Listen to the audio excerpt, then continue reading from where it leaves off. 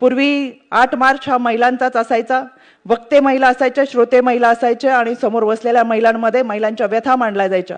कार्यक्रम संपला की 4 भिंतीमध्ये आमच्या वेदना विरून जायच्या, कारण कार्यक्रम महिलांनीच आयोजित केलेला असायचा, महिलांनीच ऐकलेला असायचा, महिलांनीच सांगितलेला असायचा. पण दिवसेंदिवस आता ही मानसिकता बदलतीये.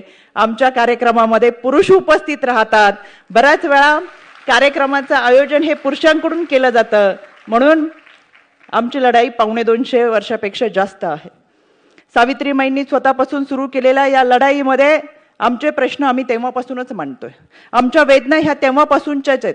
पण ज्यावेळेस समाजातल्या पुरुषी मानसिकतेला आमचा खऱ्या अर्थाने मानसिकता समजेल, पुरुषांची मानसिकता बदलेल, त्यावेळेस खऱ्या अर्थानं समाज बदललाय. आणि म्हणून आम्हाला या गोष्टीचा आनंद आहे की आमच्या आजच्या कार्यक्रमामध्ये पुरुषांची संख्या मोठ्या प्रमाणात आहे.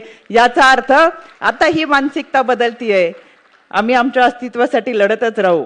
पण जेव्हा पुरुष बांधव आमच्या अस्तित्वासाठी लढाईमध्ये 4 पावलं पुढे येतो, तेव्हा खऱ्या अर्थानं ही लढाई आम्ही जिंकतोय असं मनापासून वाटतं.